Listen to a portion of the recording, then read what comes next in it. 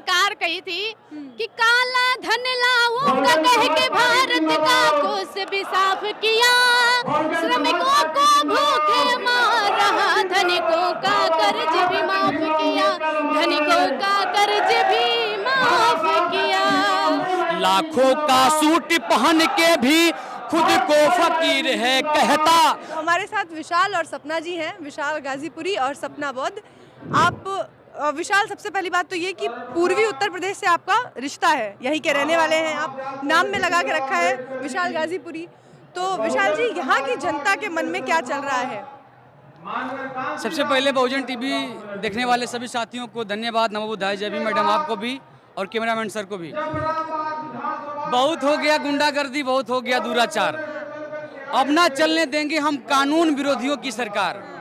UP की बदहाली देख के बोल रहा जन जन जी, अब की बार बहन जी, अब की बार बहन जी, आ रही फिर से बहन जी, आ रही सबकी बहन जी। क्योंकि उत्तर प्रदेश की जनता ये ठान लिया है कि अब उत्तर प्रदेश का भला होगा तो बहन कुमारी मायावती जी की तरफ से होगा।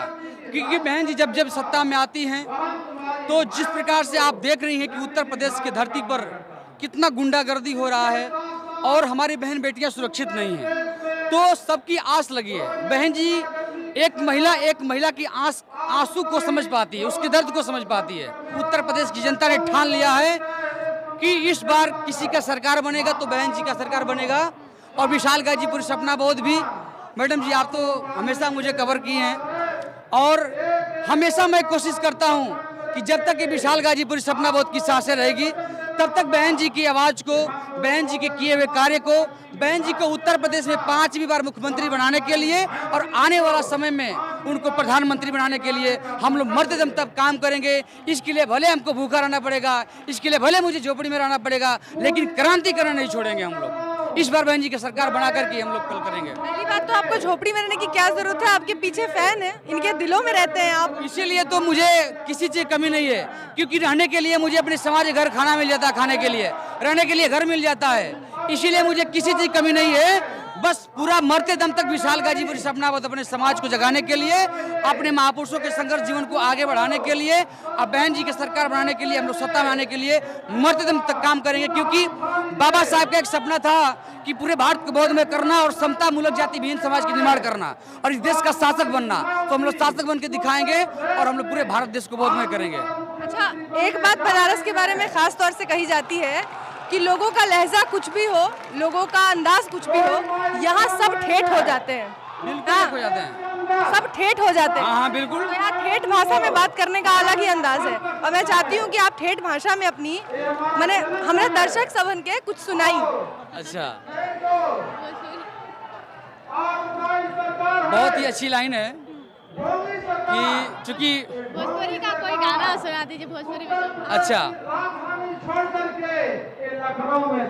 अरे पागल कहेला ना रे लोगवा, पागल कहेला ना। जब हम लोग गाना गाते हैं बीएसपी का तो कुछ लोग पागल बोलते हैं, कुछ लोग कुछ बोलते हैं, लेकिन उनको पता है कि विशाल गाजीपुरी किसके पागल हैं। कि पागल कहेला ना रे लोगवा, पागल कहेला ना, कि हम त हाथी के हई दीवाना रे लोगवा, पागल कहेला ना, कि हम त बहन जी के हई दीवाना रे लोगवा, पागल कहेला ना। इसमें आपकी भी कुछ दो लाइनें होंगी? नहीं, ये बस इतना ही ये बस इतना ही है, ये यहाँ से नहीं आएगा। लेकिन ये जो आपकी एक तो आवाज़ इतनी अच्छी है और ऊपर से सबसे अच्छी बात ये है कि आप जो अपना गाना गाते हैं वो कहीं ना कहीं वो सारे जो शब्द होते हैं वो समाज से जुड़े हुए होते हैं। आप वो जो घटनाएं हो रही होती हैं उन घटनाओं को समेट के शब्दों में पिरोते हैं और फिर गाने के जरिए जनता तक लेकर आते हैं। उत्तर प्रदेश की राजनीति को लगातार देख रहे हैं लोग और अब सभी कहते हैं कि या तो दोहराव या तो बदलाव, लेकिन बदलाव का चेहरा कौन होगा? क्योंकि अखिलेश यादव हम यहाँ देख रहे हैं कि सामने से उनकी भी रैलियाँ निकल रही हैं। अखिलेश यादव का प्रचार भी, और यहाँ से उनको भाजपा का अच्छा समर्थन मिल रहा है और जनता उससे जुड़ी हुई है। तो आपको लगता है कि उसका कुछ फर्क पड़ेगा? बता रहे हैं अभी बहन जी का जब यहाँ पर मेन जो गेट लगा हुआ है तो ये बसपा को कमजोर करने के लिए ये सुहलदेव के जो है ओम प्रकाश राजभर जी और अपने पूरे टीम को भेज करके बार बार एक ही रैली को भेज रहे हैं। 50 लोग की टीम बना करके बार बार आ रहे लोग यहाँ पे जिंदाबाद जिंदाबाद कर रहे हैं, फिर घूम के आ रहे हैं उस लाइन से, फिर जिंदाबाद जिंदाबाद कर रहे हैं। तो उनको वो दिखाने के लिए कि हम लोग चाहते हैं, लेकिन 50 लोग को भेज करके कमजोर करना चाह रहे हैं। लेकिन आप देख सकते हैं कि कितना भीड़ लगी हुई है। तो इस बार पूरे उत्तर प्रदेश के लोगों ने ठान लिया है, क्योंकि एक भोजपुरी में कहना है हमारी तरफ से बहन जी से कि तोहरे पे बाबस आस बहन जी बेटी बहिनन के, कि तोहरे पे बस आस बहन जी बेटी बहिनन के। होता शिकार उन्नाव से दिल्ली तक, होता शिकार कश्मीर से उन्नाव तक, बेटी बहिनन के, कि तोहरे पे बस आस बहन जी बेटी बहिनन के, कि बेटी ही बेटी के पोछी ए बहुजन, बेटी ही बेटी के पोछी ए चंदन, आँख के आंसुवन के,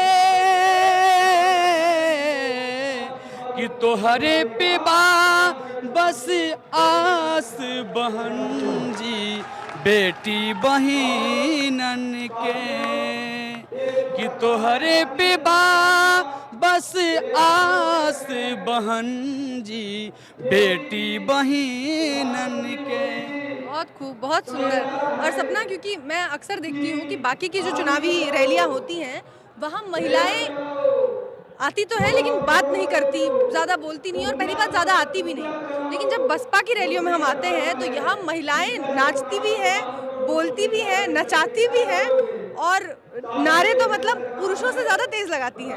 जी, अभी मैं जब वो उसमें थी जो है जहाँ महिलाएं बैठी हैं, अभी मैं ऐसे मुंह बांध के खड़ी हुई थी तो सारी महिलाएं कह रही हैं कि मार मोहरिया तान के हाथी निशान पे।